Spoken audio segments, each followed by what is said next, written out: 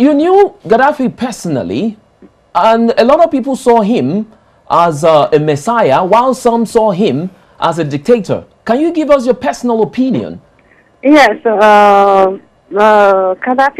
Muammar al-Gaddafi was a great man, an African, and he has a good African leader, but the problem in this not often in this kind of situation is the entourage is very, very dangerous and very, very bad, because he loves Africa, he loves his country, and he proved that because he a lot of sorry, Princess.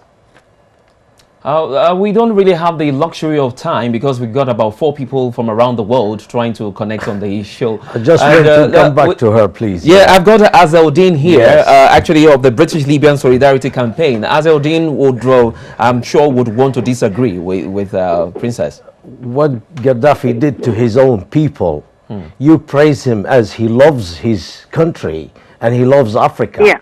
I tell you this, Gaddafi, he just used the Africans. He used the naivety of the African people. Do you think Gaddafi should not have been removed from power, whether forcefully or peacefully? Yeah, peacefully, yeah, should be removed by the Libyan, not by the Western. I think you are absolutely... Akintayo. I think you are out of the reality. Akintayo. Because listen to me. Listen to me. Give me 1 second just to respond to you, yeah? Sure. The Libyan people have the say that they said, no, we don't want you Gaddafi anymore. Gaddafi, when they protested, Gaddafi opened fire on them. You know what does it mean? Yeah? Gaddafi said that I would return Libya to the 1969 population, 2 million.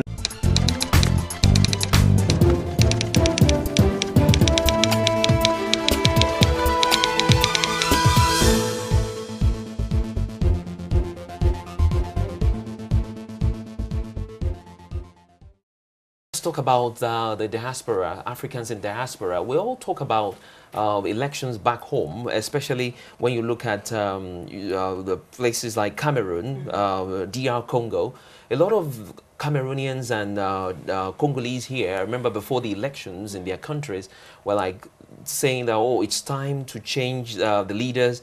And at the end of the day, they are still there and they are quiet now. Yeah. Well, do you think the people in the diaspora have any effect on what happens back home? Especially with the fact that they can't vote in some countries. Well, true. With Cameroon, as of this past election, Cameroonians in the diaspora can vote. But can I just go back a couple of steps, given what everyone has said, just to reiterate that Africa is a diverse continent. Yeah. And in the last 12 months, there have countries that have had successful elections. Like you said in your intro, Zambia had an election. It was contested, but the election ran free and fair, and there wasn't a change of power. Little known countries like Niger with no resources have managed to have a successful election. So and you know, to be fair, the panel, we represent West Africa, West and Central. So, you know, there is a move towards democracy that is happening in spite of the large population and, you know, infamy of the countries that we represent. More specifically to do with your question, I think that the diaspora absolutely has a role to play, because we're the ones living within the comfortable space that is needed for activism and you know, and advocacy. It does not impact on our daily lives if we talk out about the governments that you know, and to give you a specific example, the Cameroonian Prime Minister came here, I think it was in 2010, to speak to the diaspora about what his government is doing, some of the promises that they're making. None of the promises really addressed basic needs. There was no sense of people, you know, will be given water or electricity or infrastructure. There were promises about how resources will be used, and especially to appease the diaspora. They were talking about things like the cost of importing goods, the cost of starting businesses. I was particularly shocked to find that most of the people in that audience, those were the things they wanted to hear. And yet those are not the things that people back home need. So if we stopped sending remittances, the people on the ground who would then have no recourse, so nowhere to turn, would probably be even more inclined to protest. Cameroonians here did not turn up, or nor did they turn up in Paris or Lagos to vote in the elections where they are in the diaspora. We could come to our embassies to vote. The numbers that did turn up were despicable. So our governments can now say, look, we gave them the opportunity and they didn't take it up. There is a role we can play, but I do not think that role is so much in the ballot box, because if the ballot had a say, we would not be needed to change governments in places like Cameroon. Yeah, and that's what, let me just quickly go back to Tayo about the ballot box not playing a role, even from the diaspora. But even back home in Africa, does it really play a role, especially in your country, Nigeria? It is the only time that the people have anything to eat. That is why you find people taking money from politicians, and then sometimes they vote for them, which is very few. But that's the only time the people get anything whatsoever. Before that time, the politician takes lorry loads of tipper and sand and gravel. He puts it by the road, and that's the end. At the end, when the results are out, those things are washed away by the rain, and we go. Polygamy is a social phenomenon that has existed for thousands of years in cultures around the world. Polygamy is believed by some to be condoned in the original texts of many faiths. In a classic Bible story, King Solomon is said to have had 700 wives. Yes, in the United States, polygamy in some states is classified as a felony. The subject of polygamy in modern society is often controversial given the interpretations by society and faith groups. Today, on the hot seat, we debate, is polygamy bad for society? Yeah, I think I have to disagree with you, Agnes, because I know traditionally a woman would not say, yeah, go and bring in a second wife, except the man is, because in the past, remember, many African women did not have the say. But that's all depended on the men. Most of them were not educated. They would go with what the society put on the table for them. They didn't have a choice. I, for one, I come from a family of 8. My mother had 8 of us, and I know a friend who comes from a family of 12. The dad didn't have to bring in 2 wives to give him 12 kids. And some parents, some people do not have children. But then we can't just look ahead and think, oh, in Africa we used to have, 1 man, 3 wives. The society has changed, and people have now seen the disadvantage of, of having more than 1 wife in the house. What are the disadvantages? There's a lot of competition. There is divided attention. Space. There is space. Thank you, Peter. Yes. There is space, and there is high rate of discrimination.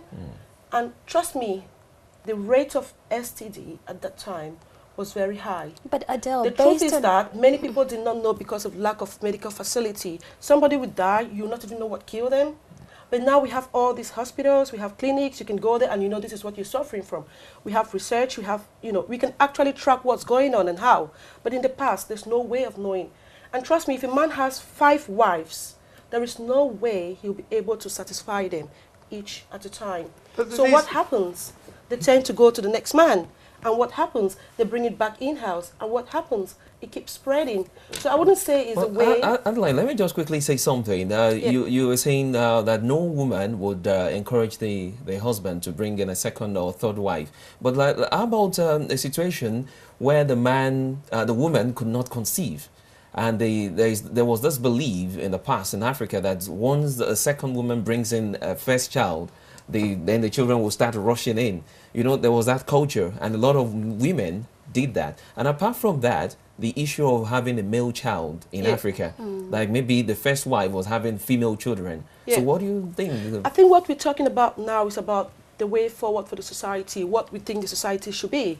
We're not talking about back in the days where it was a must for someone to have a male child. So what I think today, many people go to the altar because of one, love. That's the key thing in marriage. I think we're just losing the essence today. We think it's about the benefit that we have. But most marriages, I would say 90% or 80% is based on love. And if I do love my husband, I don't want a second wife. So you're telling me that based on love, so what happens a few years down the line or even within the first month, a man goes and sees another woman, cohabits with another woman. Let's not stereotype African customs and African cultures because we were not there. I wasn't there, you weren't there, okay? But it worked for them, okay? Shall we now look at what works and see what we can bring into a society that is sustainable? All right? And then we could sort of discuss from there. But saying utterly that that was wrong, it wasn't right, women did not have a right, women did not have a way of making a decision, I think we're going the wrong way. I think it's time that our society started looking at those cultures that we were told they were barbaric. When we embraced Christianity, there were some cultures that worked for Africans, but when we took over the modernization maybe and Christianity, we were told they were barbaric. But you know deep down that this worked for our great, great, great forefathers.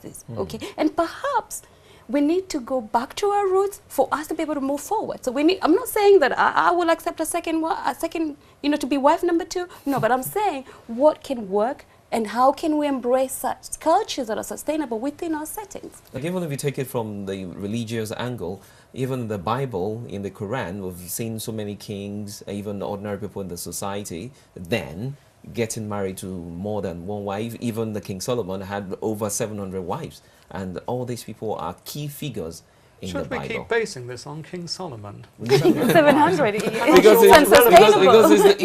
he's the most prominent of all the people. Even King David. Yeah. But he that's was back into even an King in old text, Swaziland. Currently, even the modern day King in of Swaziland, he has several wives. Jacob Zuma, the president of South Africa, has several wives. Well, no doubt, there are many cases. You need to decide whether they're morally relevant cases, though. Just because things go on over there, it doesn't mean that they're right to be going on either over there or over here. And so just because hundreds of years ago things happened. What I'm actually looking at, I'm looking at the risk. The risk involved in having multiple partners. That's okay. So what's the risk? I think with the society today, we have a lot of sexually transmittable diseases. But why does it mess up housing? It does, because it's harming the society. Well, if she's over here, then you'll release the house for someone else over there. I'm not it doesn't work sure like why that. it works. It doesn't work like that. They don't have to live together. They can have different. Yeah, you don't have to. That's a danger in it. That's a danger in it, because not living together. But it was practiced in the past. And that's why so many men in the past ended up killing their guards or whatever, because their guards was actually having a relationship with their wives. Because it was about, today is my turn, the next day is your turn, and the next day is your turn. And when I know it's not my turn, another man can come in. I tell you what, it's to the benefit of a woman if polygamy is legalized. You know why? Because if I'm a mistress, then I have no rights to this man's property or inheritance. But if I'm married legally, obviously, if polygamy was legal, then I have a right. But as a mistress, unless in the will, if the man say passes on, in the will it says I have a share. But so it's beneficial to women too. So that brings me to what Peter was just saying. Put yourself in the other woman's, position. So I'm thinking the woman has given consent. The first wife number 1 has agreed to it. That's my argument. Nobody's forced. Yeah, nobody's forced. To be honest, if you didn't go into that relationship with love, with your heart, and to say, this is my partner for life, there is no way you're going to say, yes, bring in wife number 2, bring in wife number 3, and bring in wife number 4. We're all human. There is this inner jealousy we can't hide forever. In businesses too, that's what happened in businesses. We have a partnership, you're a CEO, I'm your junior, there's always jealousy in any setting. So in marriage too, is a partnership between even human beings. According to some statistics, I heard that there are like 5 women to a man. So what happens to the remaining 4 women in the society? If your husband takes you and he leaves the 4 women the extra 4 women that should be assigned to him. I better not try it. So you can't look at it like that.